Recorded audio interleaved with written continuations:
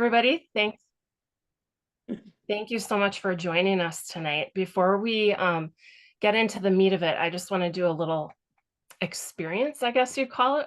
So I'm going to ask you all to close your eyes for about 30 seconds. And I want you to just sit quietly with your eyes closed. Now, without opening them, I want you to think about the texture of your clothing against your skin. Can you feel that? The temperature variation in the room? Maybe the hum of the furnace or the air conditioner, depending on where you live.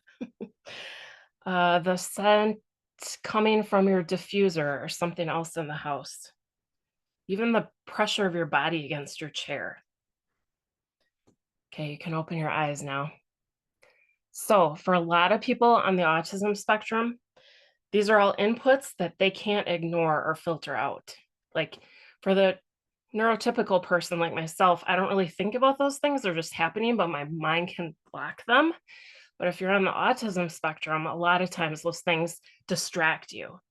And it's hard to get any of it in the right order in your brain. So that's just a little insight into what those people with autistic minds face every day. And I wanted to start off with a quote from one of my favorite autism advocates, Temple Grandin. You may have heard of her. She says, I'm going to start crying, you guys, so we'll just get that out of the way, okay? Oh, I don't experience the world in the same way that you do. Where you might see chaos and information overload, I see patterns and details you might miss. Where you might find social interactions effortless, I experience it as a complex puzzle that requires constant solving. My brain isn't broken, it's just differently wired. My experience of the world isn't less than yours, just different. And those differences can bring a unique perspective, talents, and insights that might otherwise go undiscovered. And I feel like her words set the perfect tone for what we're going to talk about. And I got so wrapped up in my emotions, I forgot to switch my slides. So here she is, Temple Grandin. You've probably seen her if you've been around the autism spectrum world at all for any length of time. Of course, she's written many books. She does TED Talks. She does speaking engagements. So she's someone that when my son was first diagnosed was just kind of coming on the scene of autism. And so we've followed her whole career, so to speak. She's an amazing woman. There's even a movie about her life, which is a very good watch and I recommend. But I will introduce my crying self now. I'm Shannon Tremper.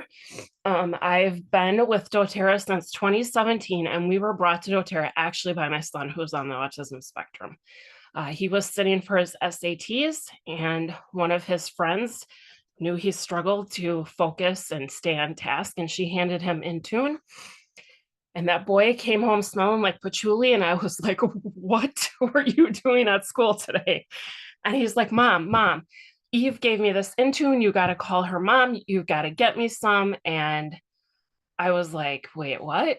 And then I thought to myself, and if you're a parent of someone on the autism spectrum or neurodivergent, you pick your battles, right? So if they think something's working, even if you think it's just placebo, you're going to get it. It doesn't matter how much it costs.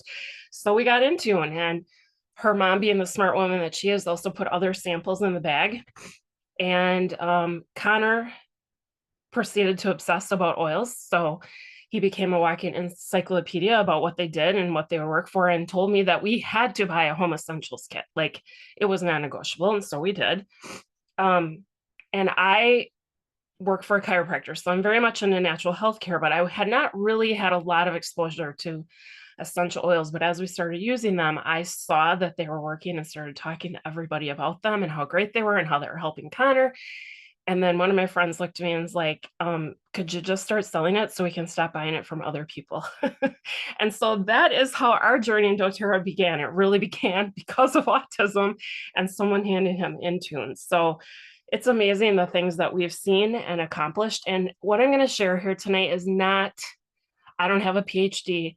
I didn't go to school for autism. This is all just hard-earned mommy knowledge.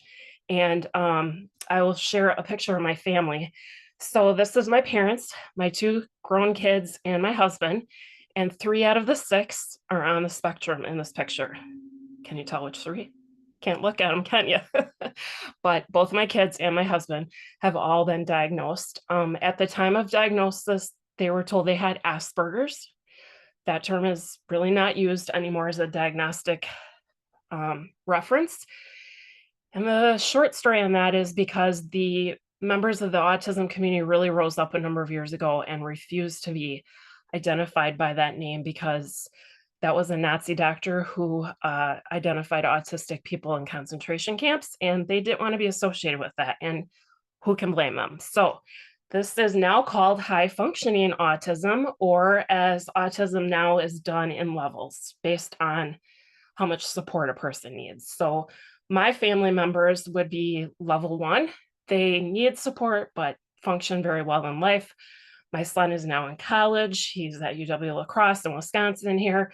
He's about to graduate after 5 years of college and living independently, something we at the beginning never in a million years thought we would see. So we've done a lot of things. And like I said, what I'm going to share is things that others have shared with me, resources that you can use, and then just day-to-day things that we've learned from trial and error, failed and successes. So that's kind of where we're at. And feel free to take pictures of any of the slides that you find useful. And I just ask that I'll tell you there's certain slides that I would not want you to repost publicly, but most of them is fine. You can share, of course. So diagnosis is really the key. I'm going to reference back to my notes so I don't get too far off track. We only have 30 minutes. But when it comes to getting diagnosed, I think it's amazing because it unlocks a lot of things for that person. So my son was in 3rd grade when he was diagnosed. And then my husband was very resistant to the diagnosis at first.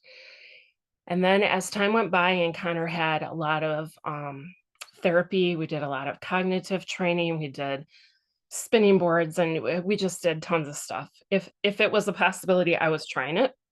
And as my husband saw Connor's improvement, he finally came to me one day and said, I think I should get tested.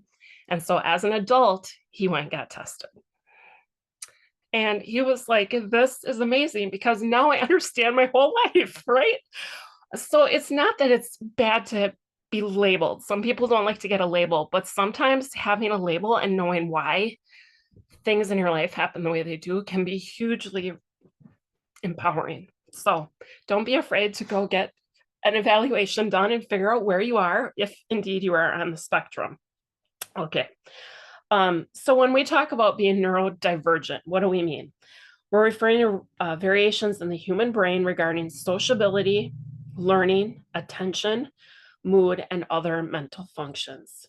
This includes conditions like autism spectrum disorder, attention deficit hyperactivity disorder, dyslexia, dyscalculia, and many others. And dyscalculia, I always say that wrong, but in case you haven't heard of that, that's like dyslexia, but with numbers instead of letters. So can be a real challenge from what I understand.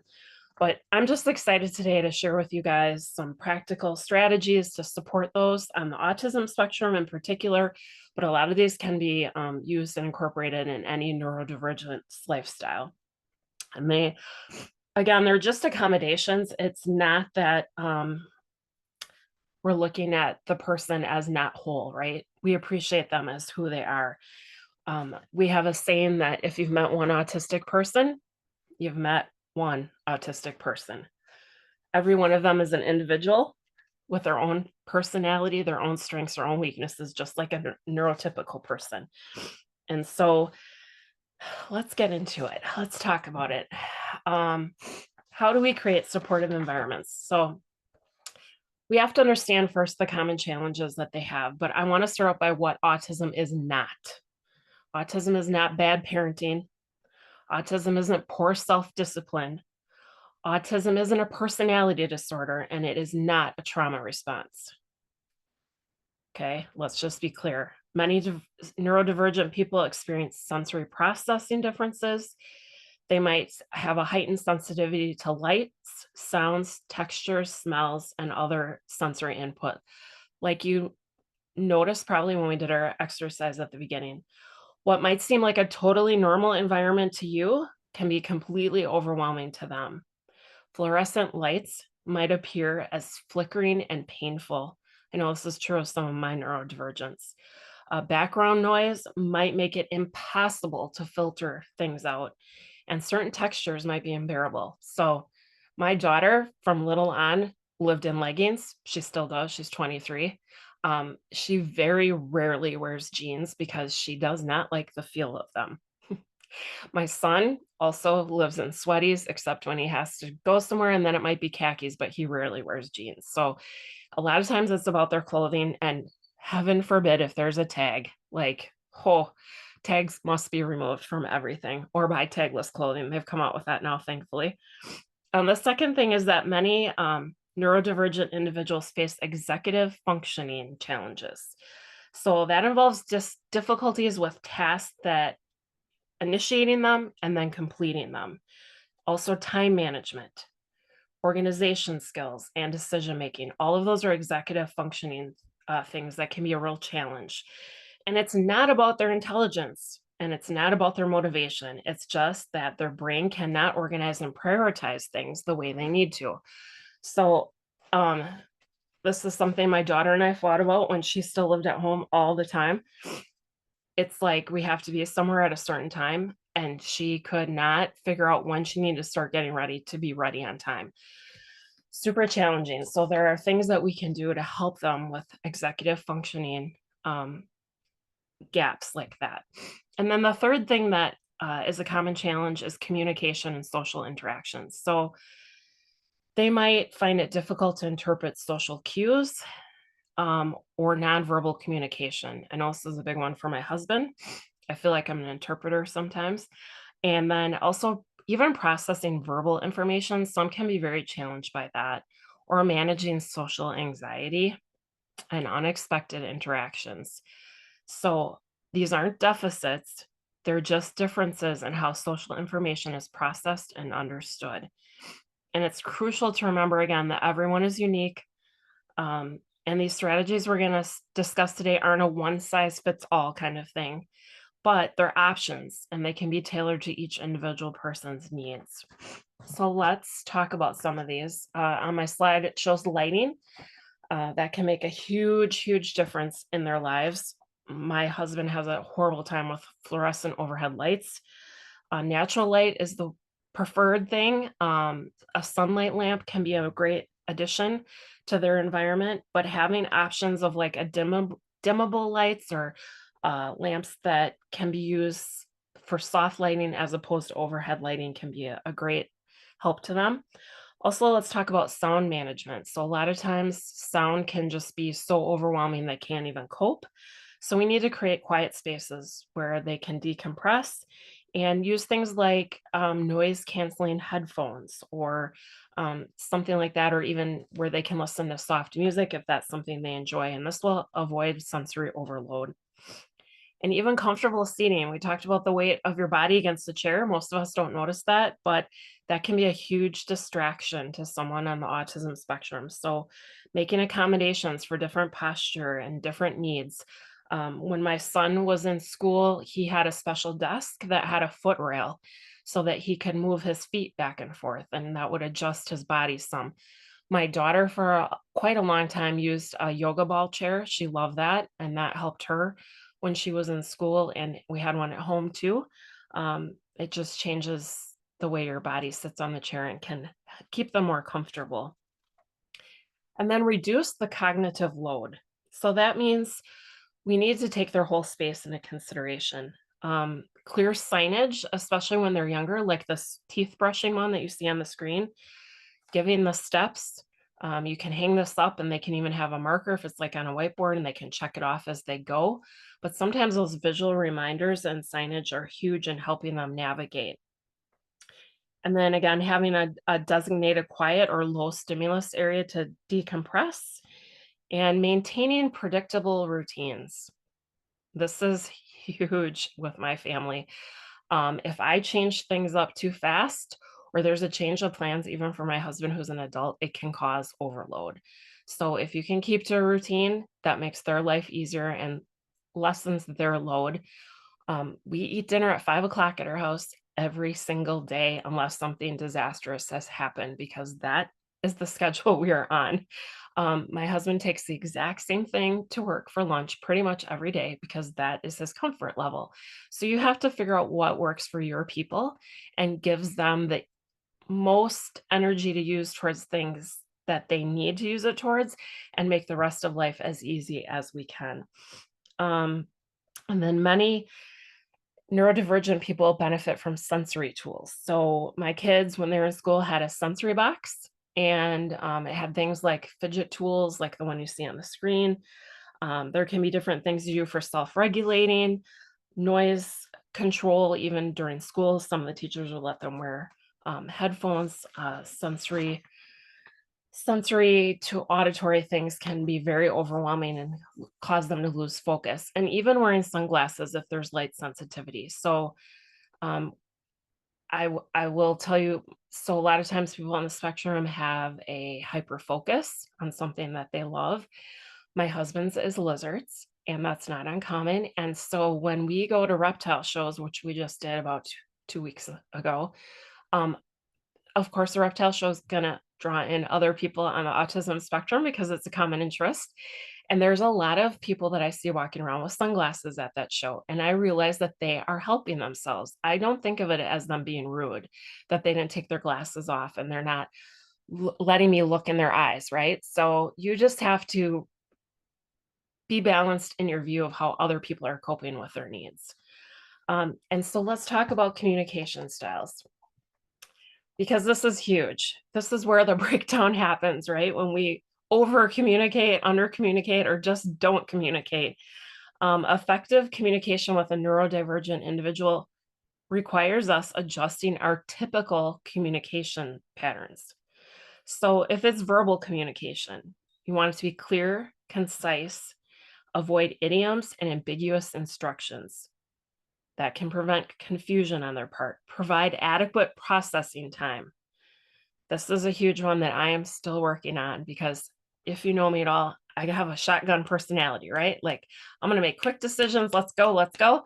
And especially my daughter is the one who really has a slow processing time. She needs to absorb it, think about it, and then weigh all the options and then finally make a decision, which makes her mama crazy. But once I understood the reason why, I am much more patient. I try to be, at least. I'm still working on it, you guys, but that's a big one because they just need more time to process through things. And that's okay. That's just how their brain is wired. And autistic individuals specifically, asking them questions is kind of placing a burden on them if you think of it in that way. So sometimes it's easier to just make a statement. Like, I think I'd really like to get some ice cream, and leave it at that and see if they respond. Usually they'll be like, yeah, I want to get ice cream too. Instead of going, do you want to get ice cream today? What kind do you want to get? Do you want mint? Do you want chocolate? Do you want blah, blah, blah? No, you're going to give them overload. So just slow it down. Maybe make a statement instead of a question if that will get the response that you're looking for.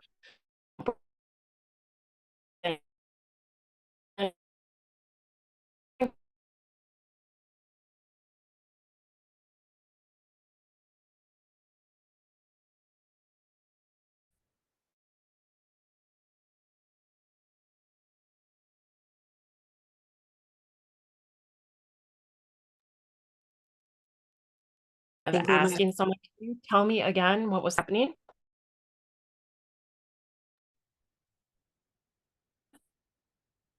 Uh, Shannon, are you there?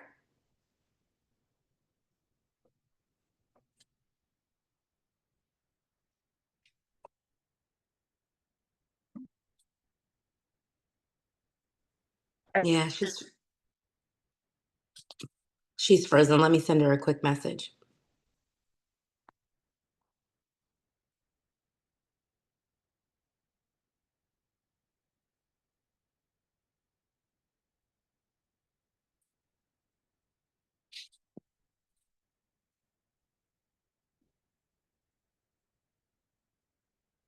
Just give us 1 second, guys. I'm messaging her now.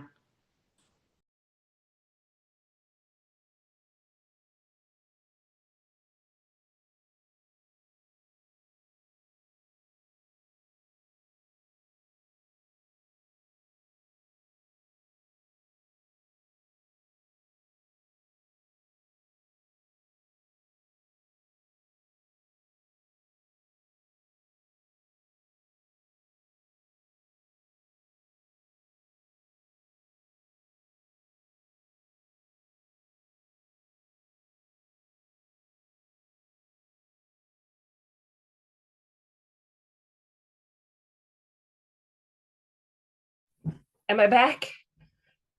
Can you hear me? Oh my goodness, you guys. Yeah, Okay. you're Where were we? Communication. Did you hear any of that? Let's just start on communication again. Okay, here we go. Clear and concise, right? So break it down, make it easy, multiple steps. Okay, so I was talking about written communication. So I find, especially with my kids, they're in their 20s, sending them a text is much easier. They can read it and then respond, and I can respond. It's probably a generational thing and not necessarily a neurotypical, non-neurotypical thing. But the one thing that I have noticed is if they say to me, but mom, you didn't tell us that, I can go back further in our text string and say, yes, I told you back here, remember? And they go, oh yeah, that's right. I do remember that now. So I find that very helpful. If it's something important with my family, I usually text it to them so that they have written in front of them, they can read it and review it. Also, we talked about breaking it down into multiple steps. So if there's something I need done, I can give them multiple directions via text, or, my son is working on some banking stuff right now. So it's kind of like easier if I texted to him instead of just picking up the phone and telling him, because then he would have to write it down, and I'm not sure he'd write it down in the right, you know what I mean? So just make your life easier, especially if they're of the younger generation and they're used to texting anyway. It does not feel abnormal to them at all. And then remember that communication preferences vary widely. So ask them how they want you to communicate with them, what's going to work best for them. They'll tell you. And you may have to do, a combo of all these things, but finding the right combo will make your life and their life so much easier. Okay. Am I gone again? No, you're here. We just can't see your screen. Okay, well, I am going to try and fix that because you're going to want to see the next page. So my screen's totally gone. All right, let's try resharing it because we're getting to the good stuff that you're going to want to screenshot. Okay,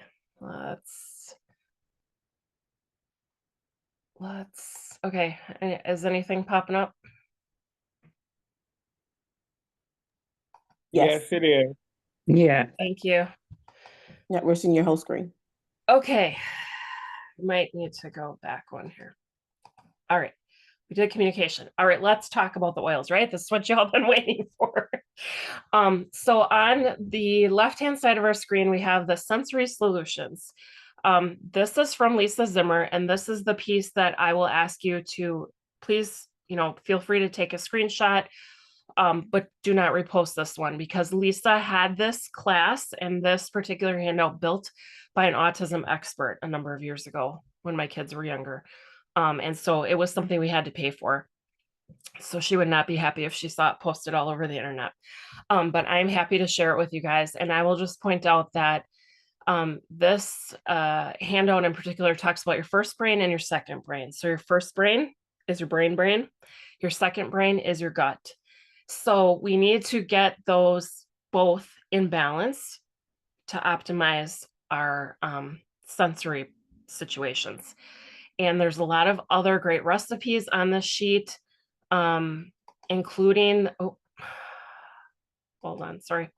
including the one for unraveling. So it's not uncommon for even adults on the spectrum to have what we call meltdowns, overload, sensory overload, however you want to refer to it. But I love that unraveling blend. And then the other one that I will point out that you're for sure going to want to have is diffuse the situation. So that's when you can feel the buildup coming, right? You know that there's going to be a meltdown, sensory overload, whatever. I love to use that in the diffuser because it helps not only the person who's having the sensory overload, but it also helps you.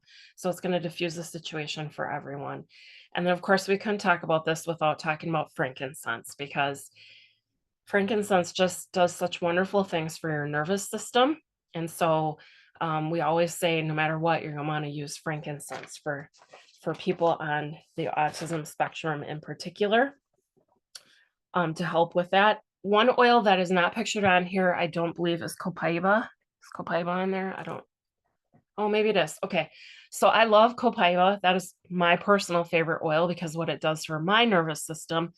But I will tell you, if you do not know this already, copaiba will stop panic attacks in about 20 seconds flat. If you can get the person to sublingual load, drop it. So under the tongue. Biggest vein in your body is directly under your tongue. If you can get a few drops of copaiba in their mouth, literally can count to 20, and usually the panic attack will subside. That is from many times of using it with my daughter. So we don't go anywhere without copaiba in our family, always. And I love to keep that in a roller. Sometimes they can't handle putting something in their mouth, but even rolling it on the back of their neck, if you can get it on the base of their spine, you're going to still work on those same cannabinoid receptors in their body to help the calm start. So copaiba is a godsend. Let's see. Of course, balance. We have to talk about balance, right? We call that the grounding blend for a reason, because it helps you feel your emotions, process your emotions without losing it. I don't know how else to explain it. We refer to it as the I don't murder people oil.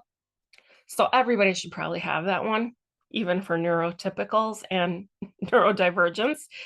Everybody needs some balance in their life.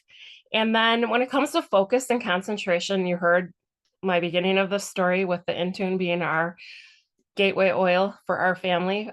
Worked so well for Connor and for so many people for focus. I will say though, Intune is high in patchouli, and some people, because of their sensitivities, especially neurodivergence, can be very sensitive to smell. So that one might be overwhelming. Steady is an alternative to Intune from the kids collection. Works amazingly well and doesn't have the strong patchouli notes in it. Peppermint, of course, is energizing. So if they need some energy, some motivation, let's get some peppermint going.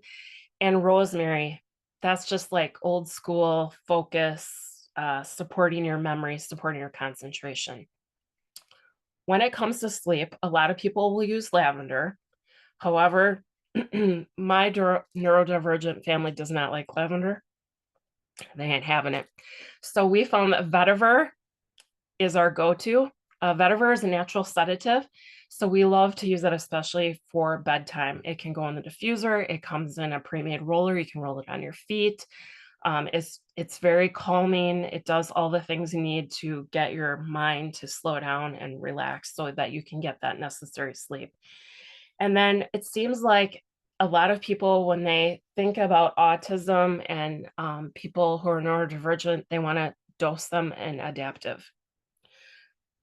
Adaptive is awesome. Adaptive is great. Adaptive works for a lot of people, but I will tell you that is one oil you're going to have to test out on your person, because it does have a strong scent, and they're either going to love it or they're going to hate it. There's not a lot of middle ground when it comes to adaptive. And if they don't like it, you may be able to dilute it way down where it's tolerable for them, because it is awesome with the GABA in there. If they have racing thoughts and those things, it's going to put a break in that track. So we love that about it. But just, adaptive is not necessarily going to be your go-to. So I just want to warn you, because a lot of people think that's, going to be the cure-all end-all, and it's not necessarily. So this is just like anything else. You have to try them out on your people and figure out what works for them. Everybody's an individual. Their system is going to respond differently. Their tolerance to the scent is going to be different. So just play around with it. But there's lots of good suggestions on the sheet. And on the other side of the screen is a list of oils that can be used for all different things. These work for everybody, but in particular, these are great jumping off points for people on the spectrum. Okay. And if you need a copy of these emailed to you, let me know. But let's talk about practical daily life support. Organization and planning tools can be huge in helping them deal with day-to-day life. Visual schedules and calendars provide a concrete reference point for them. Task breakdown techniques help them take larger projects that they need to get done and make them manageable. And reminders about a coming transition can help that transition go a lot smoother. So if you say, especially when it's kids, if you say to them, hey, in 10 minutes, we're going to have to pick up the toys because 10 minutes after that, we're going to the store. Warn them what's happening. Don't just all of a sudden go, oh, we got to go. Put your shoes on. Here we go. It's going to be a meltdown. I guarantee it. So make those transitions smooth as you can. Give them warning and plenty of time to adjust, which takes a little forethought on your part as the parent, if it's a parent to child situation. But even if it's even if it's, you and your partner, same thing, still transitions can be a problem. My screen is going a little crazy tonight, guys. I don't know what's happening here. Okay, let's finish this and then I'll show you that next great screen that keeps popping up. Managing energy and preventing burnout. So this is a big thing, especially for females on the autism spectrum.